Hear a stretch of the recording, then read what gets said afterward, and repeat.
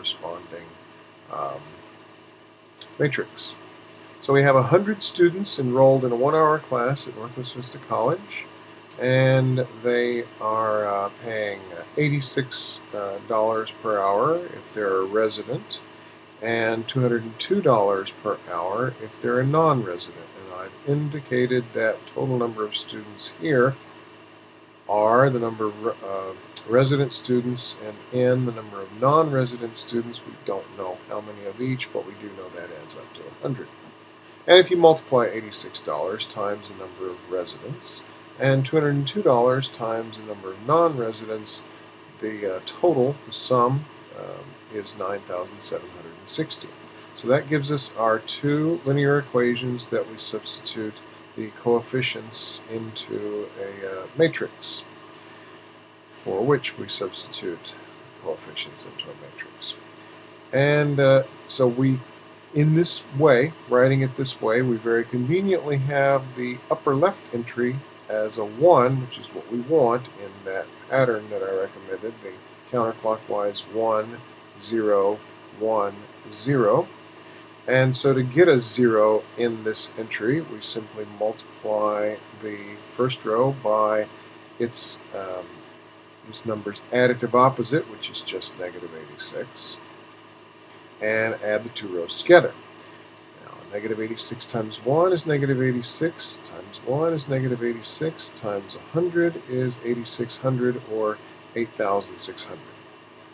And we add that to row 2. Negative 86 plus 86 is 0.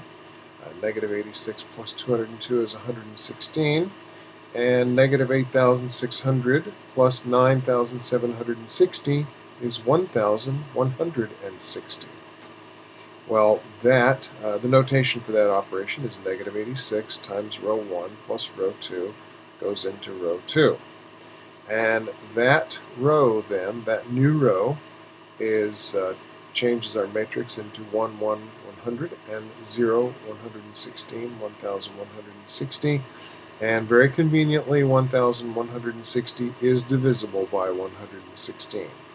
Question on the exam will have that exact same circumstance, so that you'll have integer answers for the exam question as you will at the end of this question. So, to get a 1 in this entry here, we multiply that row by the reciprocal of this number. So that's 1 over 116 times 116 is 1. And then 1 over 116 times 1,160 is 10, because 1,160 divided by 116 is 10. So that is our new row 2, and the notation is 1 over 116 times row 2 goes into row 2. So now this is our new version of the matrix, and all we have to do now to finish the solution is to knock this entry out, and if we multiply this second row by a negative 1 and add it to that first row, this entry will be unaffected because there is a 0 here, and that's why we want a 0 there, so we can do whatever we want to eliminate this entry. And so we multiply this second row by negative 1. Negative 1 times 0 is 0, negative 1 times 1 is negative 1, and negative 1 times 10 is negative 10. We then add that row, to the first row. So 0 plus 1 is 1, negative 1 plus 1 is 0, and negative 10 plus 100 is 90.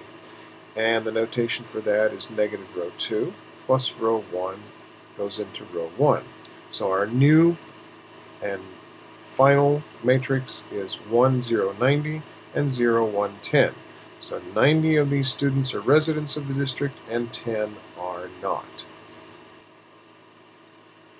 Okay, question R asks us to determine the nth term of a sequence, and the first S sub n, and the first 4 terms of this sequence are e, negative e squared over 2, e cubed over 4, and negative e to the 4th over 8. Now, there's no common difference between these. That means that if we find the difference between these two terms and then subtract it from this term, we will not get this term here. We won't arrive at that term there.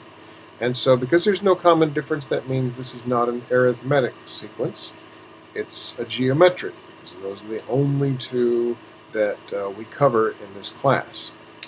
And so the formula for the nth term of a geometric sequence, S sub n, is S sub n equals S sub 1 times r, the common ratio, raised to the n minus 1.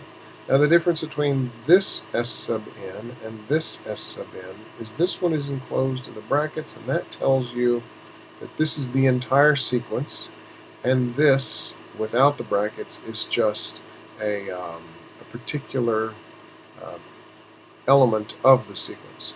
The subscript n tells us whether this is the first, second, third, fourth, etc. So we need this common ratio before we can calculate this nth term. And the common ratio of a geometric sequence is given by the formula S sub n over S sub n minus 1. So these are any two subsequent terms of the sequence.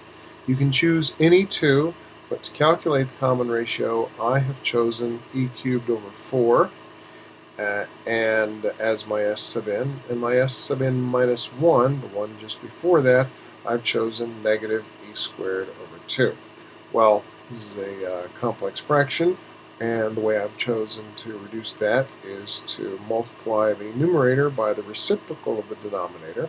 So e cubed over 4 times negative 2 over e squared simplifies as negative e over 2. 2 here cancels with one of the 2's here, and the e cubed over the e squared reduces to just e. So my common ratio, r, is negative e over 2. So I substitute that into the formula for the nth term.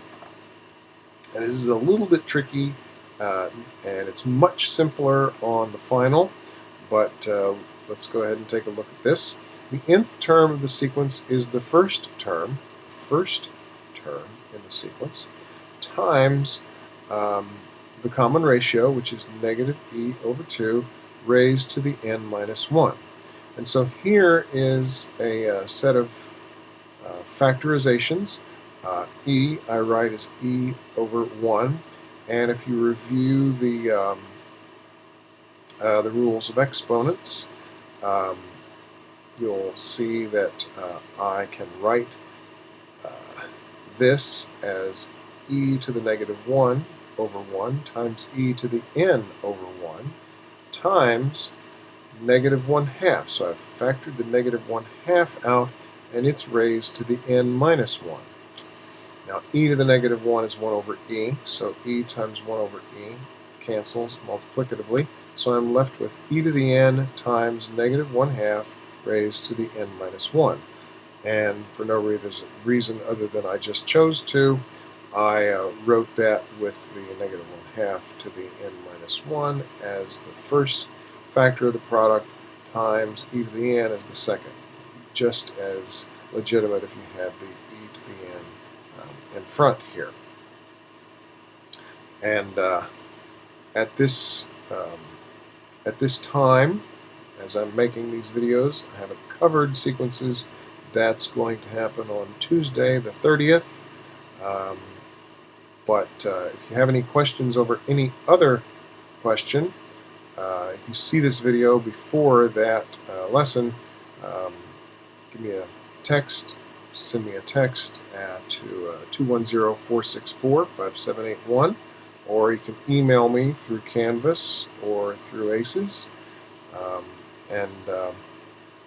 that's everything, and good luck. I'll see you Tuesday and Thursday.